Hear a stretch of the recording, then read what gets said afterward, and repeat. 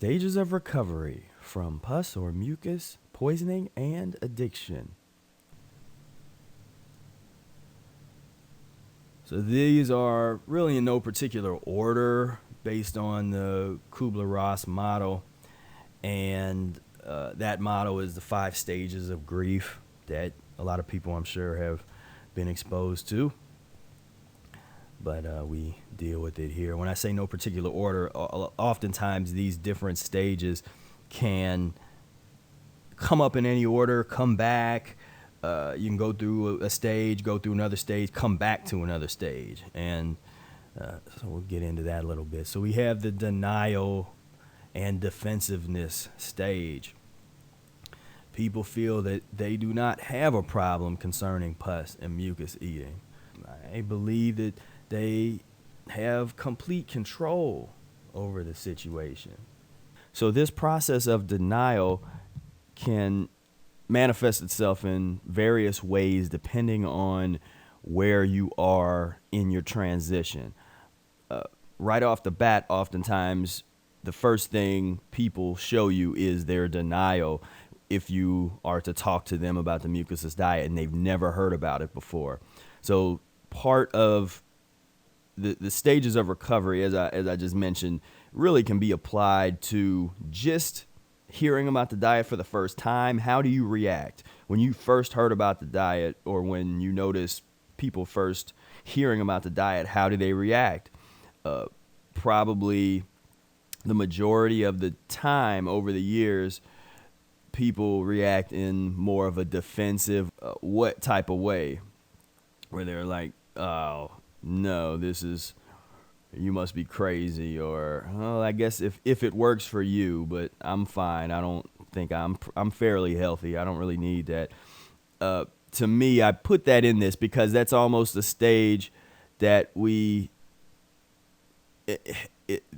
as deep of social and mental conditioning to the point of, pathological psychology that we have put ourselves in. We almost have to go through that. It's almost just going to be this reaction that just initially comes up, just like, what? That is insane, and so there's this denial or this defensiveness of trying to protect the addiction. That's exactly what that is. When people all of a sudden you show up and you don't eat meat and you are practicing the mucusless diet, and then a lot of people will start getting defensive around you, or they'll feel as if you're judging them all the time, and that might not be the case at all.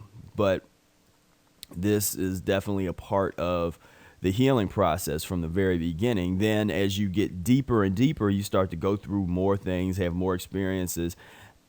The denial will sometimes cycle back around, but it'll be a little different. You might be in denial about how much work you have to do to get over a particular hump. There's something that you see, and I use that term a lot. I say getting over a particular hump. There's certain plateau points that you find yourself at when you practice the mucusless diet, and getting over meat is like a very early stage. And if you get to a point where you no longer crave meat, you realize it would make you sick, and you no longer desire it, you will be over the meat hump. There are many, many more humps to get over as you proceed forward with the mucusless diet. And sometimes as you get closer to the next hump, denial will come back, because you're like, man, I'm working so hard, or you think you are. You think, oh, wow, I'm working really hard, and you almost start telling yourself, I deserve that. This is taking too long. I deserve the next level, when nature will tell you when you deserve the next level. So this can emerge after becoming aware of the mucusless diet or mucus theory, as I've already just said. To me, it's almost classic. It's almost as if, I don't want to get into this, but those of you that have studied kind of like dialectic theories or theories of language, insofar as you can change the world or manifest things in the physical world by way of speaking or by way of a conversation, how the way that language, by changing the language, you can change the reality of the masses. You can change the reality of yourself. It's a very potent tool. And I noticed that when I introduce people to the mucusless diet for the first time, there's almost a consistent dialectic that comes up. That's just a linguist could almost study it and analyze it and break it down into, okay, normally when people hear about the mucusless diet, their reaction is either A, B, or C. I mean, you could almost get that scientific with it if you wanted to. I've just noticed it's very similar ways that people react to the diet, and denial is usually somewhere toward the top of the list. There might be amazement and there's, interest, rapt attention, but if you take them deep enough, denial will be right around the corner. This also can emerge after a relapse. And you're in denial about your relapse. You're in denial. You might have thought you were pretty far along, pretty advanced with the mucusless diet. Then all of a sudden you have a relapse and you feel as if you've been thrown all the way back to the beginning again. And that's not the case. So that you want to put everything into perspective. You want to, okay, I'm in denial about where I actually am. And at the same time, I know that I've taken a big step forward. And even though I've gotten beat back a little bit, I still am way more advanced than where I was and where I started at. So you just have to keep that in mind and just keep moving forward. That's all you can really do. Couple quotes. This can't be real. That sounds crazy. Yes, I've heard that many times. That's that initial denial stage. Then you have people that are, I love meat and cheese and will never give it up. That defensiveness starts coming up. And it's interesting because, and those of you that have maybe been off of meat for a long time or vegan, you can see this emerge, not even talking about the mucusless principle, just talking about not eating dead animal flesh. Then automatically people think that you're judging them or that you're negatively putting negative energy in their direction, and you might only be putting love in their direction, but it's going to translate as hatred, and it's almost a self-hatred. And that might be an interesting PowerPoint presentation to get into the psychology of this, actually get a little deeper into what was actually going on in people's head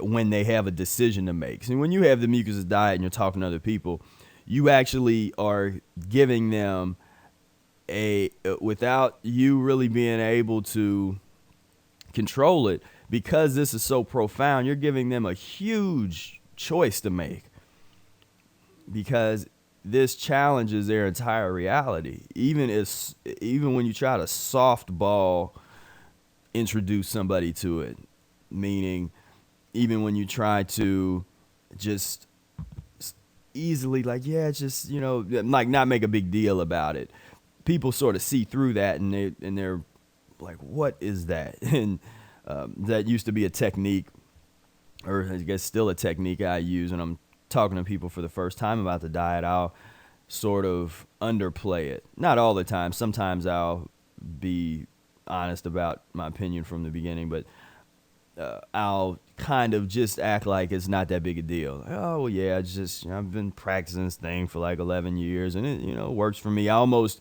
preemptively use the type of reasoning that they will use, and so it's sort of this reverse psychology again. That's another thing. You have to understand, most of these people are not ready to be unplugged. And many of them are so inured, so helplessly dependent on the system that they will fight to protect it. People will defend pus and mucus eating at all costs by any means necessary. And you have to be realistic about that, and you have to understand that for your own safety and survival, this can get really deep when you start dealing with other folks, and so hopefully thinking about these stages will give you a perspective of what you have to look forward to in yourself and in others when you start being around other people talking about the diet, that kind of thing. It can definitely get deep. And the system is pus and mucus. People are dependent upon the system. Pus and mucus is throughout our, throughout their physical system, our physical system, which in turn totally compromises any kind of system and institution outside of ourselves, whether it be a government institution or an educational institution or a religious institution. Whatever it is, it's encumbered with pus and mucus if the people that make it up, that make the institution up, are encumbered with pus and mucus. Anger, big one, relates to how abusers get upset because they have a mucus addiction or are angry that they can no longer eat mucus.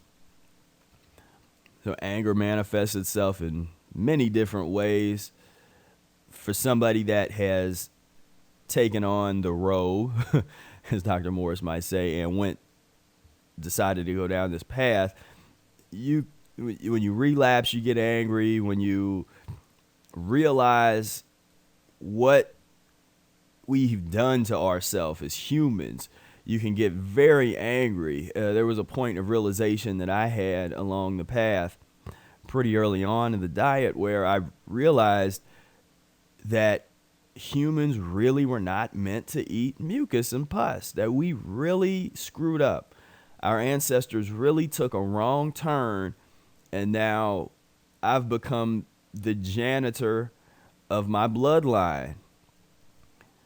It's my responsibility to clean it up. Where everybody, before me, it was a big party. And now I got to clean my bloodline up. Like, this is some important work that I have, have accepted the responsibility to say enough is enough. We're going to go back in this other direction. I don't want to have this addiction anymore. You can get really angry and just you want to be done with it. You want to be over the hump already. I think it's one reason why a lot of people try to skip over the transition, because the transition is hard. You have to really deal with yourself on a very intimate level and confront demons that you didn't really know existed within yourself, and that you didn't want to meet, that you would rather ignore. This isn't fair. I'm too young, old, smart, strong, happy, sad, spiritually advanced, etc. to stop eating pus and mucus. This concept of, things aren't fair. And you start making up these excuses. Well, I'm too young to be going through this, or I'm too spiritually advanced. That's the one that's interesting to me, because I hear that a lot. People think, well, I don't really need the diet because I'm too evolved spiritually.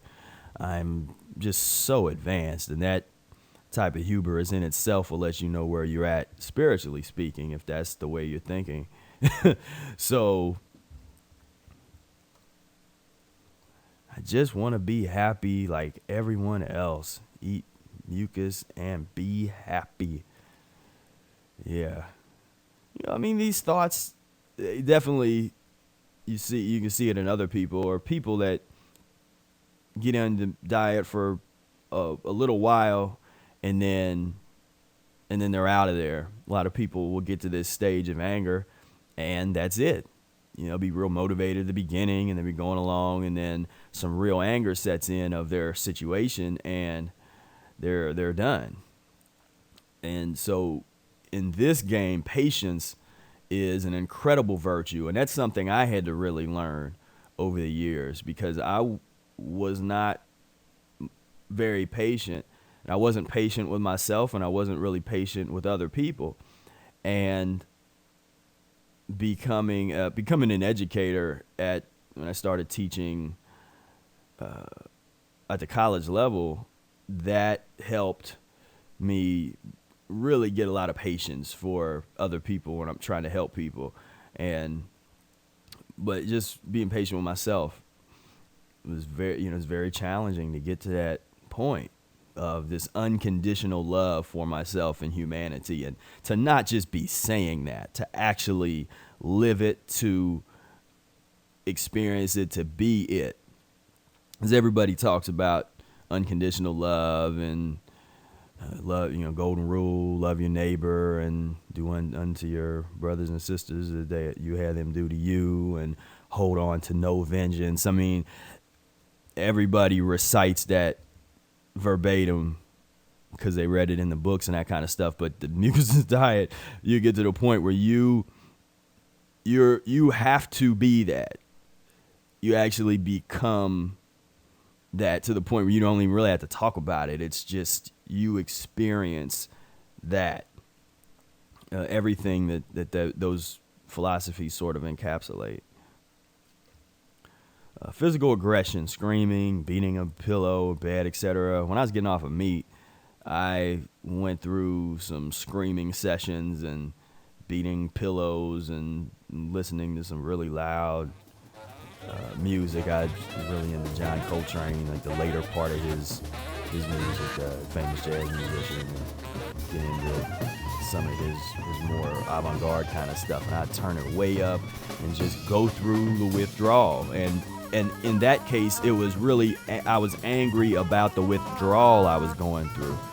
And it's just sort of a cocktail of emotions, because you can be angry and you can be in denial, and you can go through a lot of these different stages sometimes when you're at a really, sort of a crisis point. But that is anger. Depression. During this stage, the mucus or pus addict begins to realize how vital it is to overcome mucus eating. Because of this, the individual may become silent, refuse visitors, and spend time crying. This process allows the addict to disconnect from things of love and affection connected to mucus and pus eating. And this depression is a very real step. And people don't necessarily talk about it much. And oftentimes people will want to try and treat this part of the process as if it's you need to, as if there's other things you need to do. You need to strengthen your convictions in the spiritual plane, which may be true, but I think there's a karmic hookup to a certain amount of depression, a certain amount of anger, a certain amount of denial that is part of this process, part of this realization process of dealing with this path, this mucusless diet healing system path. And the depression, it's almost as if your brain is rewiring itself as you're starting to let go of things that you took for granted in your former life. Because this is a huge undertaking. It's a huge change and shift of your reality. And little things that you used to maybe enjoy in the pus and mucus realm, you start to be depressed because you realize that they're leaving. You realize that you're changing so significantly that if you keep going, you're going to get to a point of no return where you're not going to be able to go back to those old ways. You're not going to be able to enjoy the level of consciousness that you were in. You have to move forward, and it's almost like this dark tunnel that you're going through where you're not there yet. There's a light at the end that you see, but you're sort of working your way through. And so this is a very serious part of your evolution in the mucusless diet. In general, it's recommended to not attempt to cheer people up that's in this stage. You want to take care of people. You don't want to ignore people. You want to be there. Let them know that you're there for them. But at the same time, you don't want to feel as if you have to force them to be happy, or that doesn't mean you have to sink down to where they're at. If you're hanging out with them, oftentimes they're gonna want to be alone. This is an introverted period, oftentimes, where they're gonna have to think through things, work through things themselves, go through some little bit of withdrawal. I tend to jump into a fast if I go through a depression period. I taught myself over the years where in the past maybe I would have eaten bad. Depression would lead to indulging in stuff that you don't even crave. And again, that ends up becoming a possible point of relapse trigger, or the type of relapse. Relapse can actually happen in any one of these stages, and something we could talk about later when we really start getting into the nature of triggers and relapse. But that's one way it happens here. And so what I did was I got in the habit of just fasting. If I was going to be depressed, if I was going to be going through this stage, I'm going to fast through it. Meditate and fast and just stay away from people and go through it. So now, again, this is all based on individual situations. If somebody is in a deep depression and they might harm themselves or others, or especially in that case they would maybe be wanting to harm themselves, then you have to intervene. You have to do whatever you feel is right or whatever you need to do to make sure that person stays safe if you think it's that deep. But in a lot of cases, it's just the person is just going to need time to go through their transition. It is a kind of acceptance with emotional attachment. It's natural to feel sadness, regret, fear, and uncertainty when going through this stage. Feeling those emotions shows that the person has begun to accept the situation. So this is, now we see where we're going. We're moving toward acceptance. And here we have this, I like that, acceptance with emotional attachment. You're emotionally attached to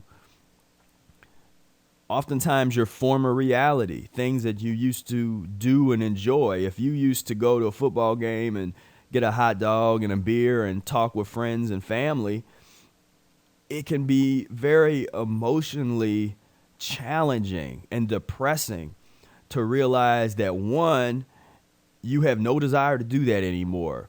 Two, the people you used to do that with do not understand why you don't want to do it anymore.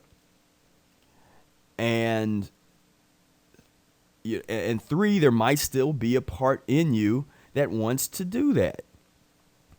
And what I'm telling you is it's okay. It's part of the healing process. It's part of the recovery process. But at the same time as you moving toward this acceptance of, okay, I actually feel like this. You can't try that positive mind type of, there's something to be said for, obviously having a positive outlook on life and things, but that reinforcement where you're trying to sort of brainwash yourself, like, I am happy, I am happy, I am peaceful, and you're like, your insides are tearing apart. That's not good. I'm more for, if you need to express yourself, you need to find an art, make some music, write some poetry, something constructive, in my opinion, to deal with that kind of stuff, as opposed to trying to give yourself that kind of self brainwashing kind of thing, because it's not real. So one quote for depression: I'm so sick and sad, why bother with anything? And just it's a low period, and with this diet you're going to get low at some point if you keep going on the path. There's ups and downs. You have honeymoon periods, and then you have some periods where you have to really get to work. And it's important to not blame the diet. It's not the diet's fault of what you're going through. This is physiological karma. This is the payment that we have to make in order to get back in tune with nature. Mother Nature is not pleased with humanity at this moment, and Mother Nature's fair. So it's going to put you through a process of healing that's going to be commensurate with what you've done. It's a part of, moving toward acceptance of this whole situation, but you have to move through some of these stages, or all of these stages. So bargaining, this one's kind of interesting. This is the stage that the pus and mucus addict goes through when they are trying to convince themselves or someone else that they are going to stop eating pus and mucus in order to get something out of it or themselves out of trouble. I promise I'll never eat mucus again, only if I can just feel some relief.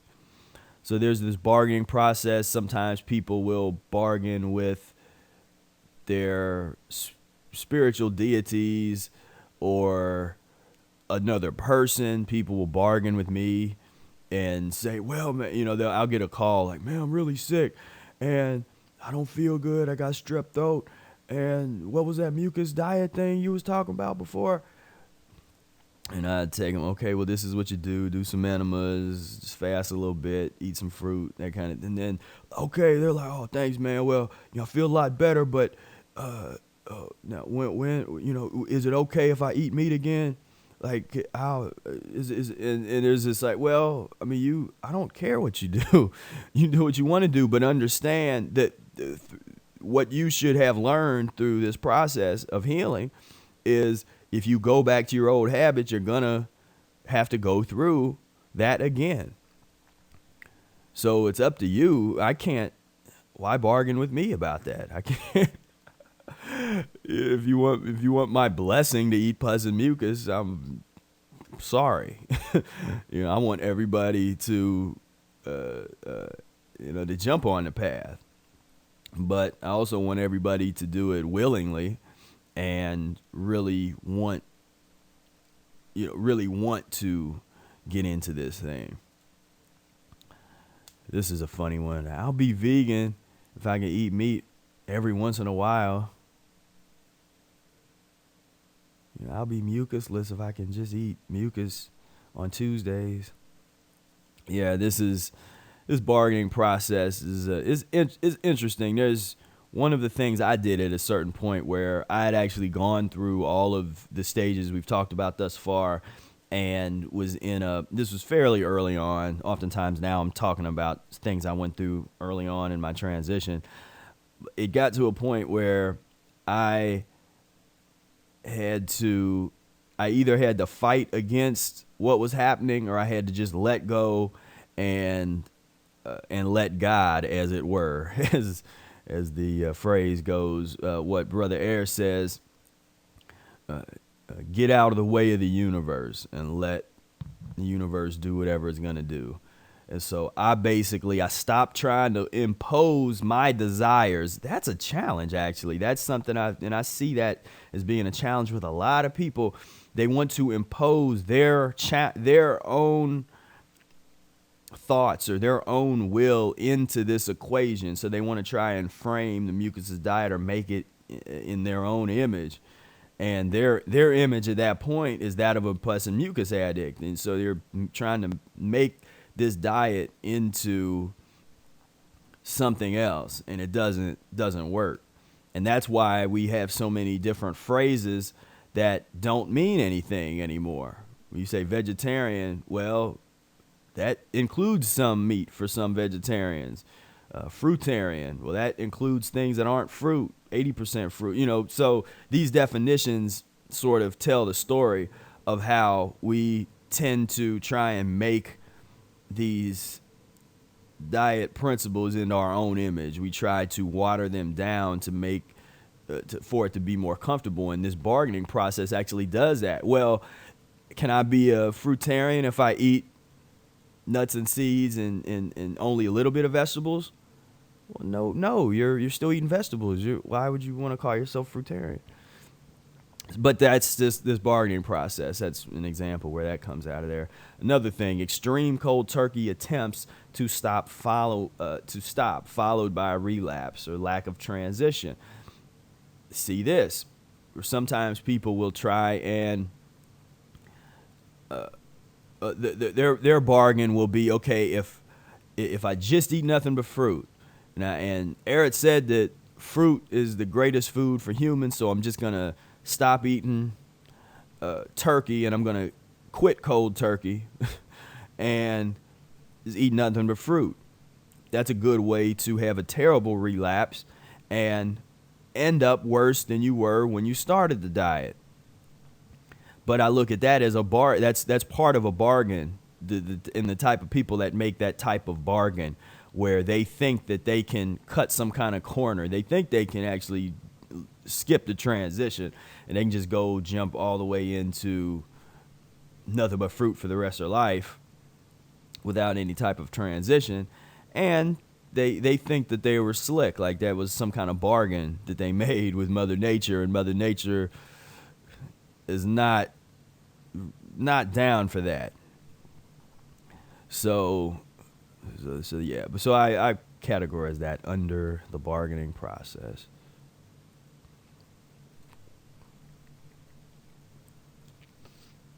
Acceptance, accepting that you have a mucus or pus addiction, and realizing that you can begin the process of resolving the issue. In other words, begin the process of transitioning. And this is different from admitting that you have a problem. Sometimes that can be under bargaining, where you is like, okay, well, I admit I have a problem, but if Mother Nature, if you just work with me here, like used car salesman. But here at acceptance, this is the level that you want to strive toward, and kind of where you understand, like, okay, I got myself into this mess. I accept it. I can get myself out of it. It's as simple as that. You're not in denial about humans and pus eating. You're not in denial about some, nutrition theories and happening to. That's another bargaining chip. Some people will like, okay, well, I'm into Erit, but I still want to believe in all of this nutrition theories and that kind of thing. And again, that's no sale, no deal. So back to acceptance, some of the positive things that will be said. It's going to be okay, and it's not just saying it. You feel it, or you can feel what I used to call this stage. It is almost like a big hug from Mother Nature, like feeling Mother Nature's warm embrace, and you just feel this hug inside, and it's like, oh, I'm gonna be okay. I can just keep moving forward. I can't fight it. I may as well just prepare for it and begin transitioning. So again, acceptance of your situation. This this is like the rebirthing process. You actually emerge again, rebirth.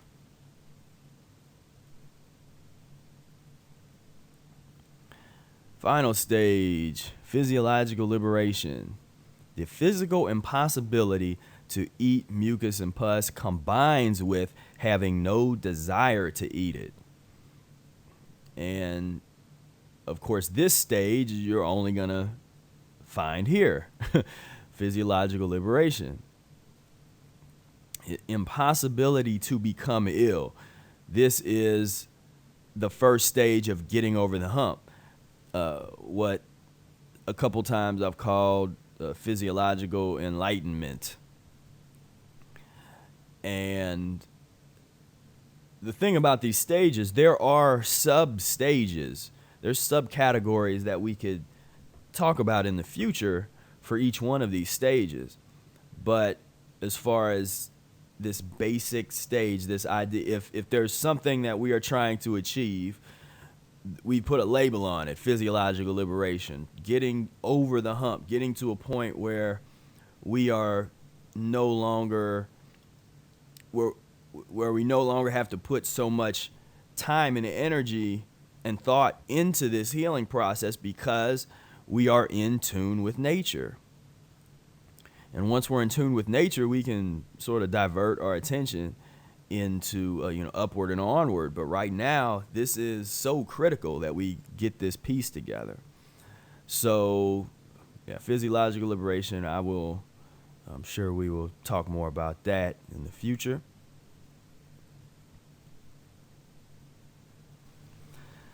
So, conclusion.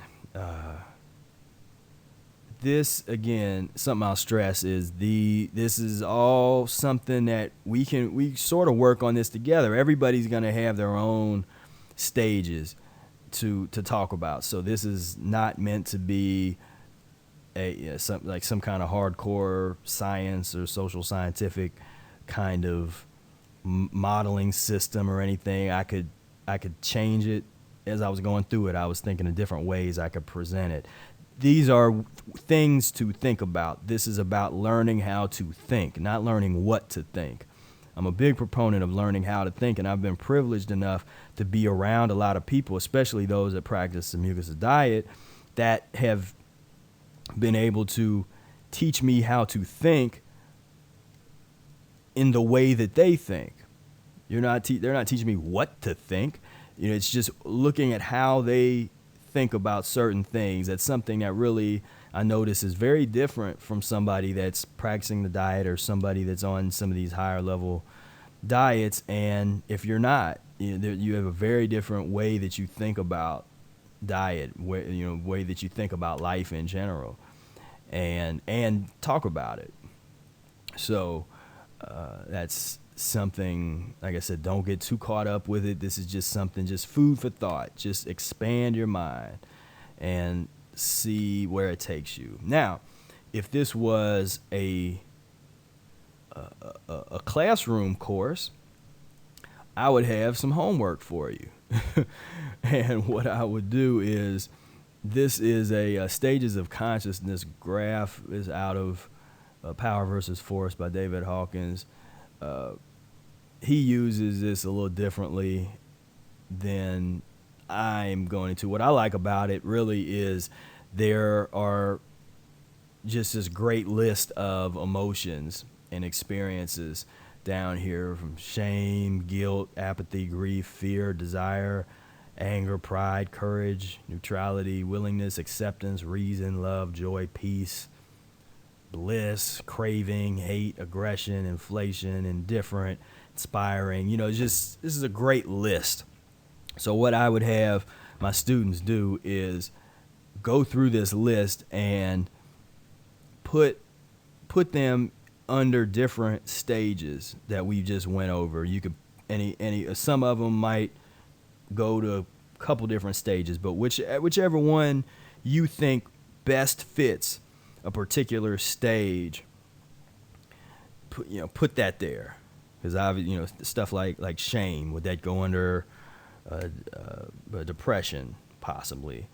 Where would apathy go? Where would hopelessness go? Where would indifference go?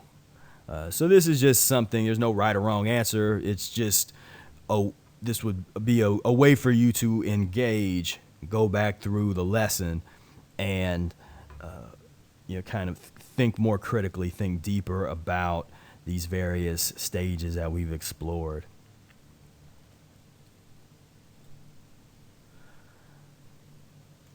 So to wrap it up, I will make one more pitch for the books that I have out there. The ebook, Professor Arnold Ehret's Mucus Diet Healing System, annotated, revised, and edited by yours truly, Professor Spira.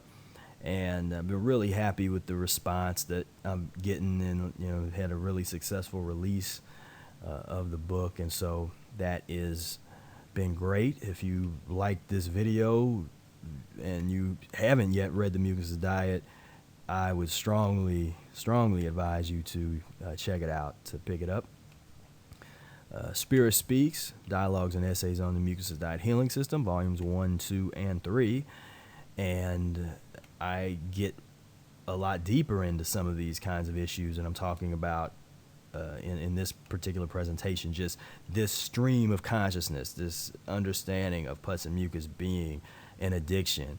Other issues and topics that I really cover in Spira Speaks are things like how to deal with social issues that come up when it's how do you deal with your family? How do you do if you're into doing lemon enemas, but you're still living with your parents? How do you do that? How do you go about doing? I did enemas for 2 years in a public bathroom. Now the bathroom did lock, but it was a public bathroom, so it was so I had to take myself through that. And so those are some of the things I get into there. Then phone coaching. Right now we have a sale on phone coaching and consultations. So I've been very happy to be able to help a lot of people and talk through these issues, especially people that are really wanting to get into the transition. I've sort of have this I would call it maybe a gift, but I'm very I'm humbled by it, but I'm able to really help people think through their own transition, because there's always another. It's like there's always another option. If there's something that you're craving but you want to eat cleaner, I can help you explore options that are better than giving in to your addiction, but will satisfy you enough. That's almost this transitional bargaining process where you're like, okay, I'm not going to eat that, but if I don't eat that, I'm going to at least eat this. So you're eating something that's not as bad. But anyway, check that out. And if you have any questions, you can send me some emails. And actually, what I was going to say with this homework assignment, if anybody's interested in doing it, then I encourage you to maybe write it up and then post it up on the you could post it in a document on the Professor Arnold Ehret discussion group, support group that's on Facebook. It might be kind of interesting to have some discussions about why you put certain emotions under different categories, and maybe I'll post up the different categories there, and we can have a discussion about it. I think it'd be interesting. So I really want to thank you. If you've watched all of these, I think I'm probably going to cut this up into separate videos, because this will be a long video. Might do separate videos and then also put it all in one video as well. But if you've made it through the whole thing, I really like to thank you for spending this time with me, and obviously you're really interested in the Mucus Diet if you've checked all these out. So it's time for us to just really connect and come together and help each other over these humps. To me, that's just so important, is that we see the relapse coming. We understand how hard it is to practice this diet, and we just, we go with it. So thank you so much. Until next time, peace, love, and breath.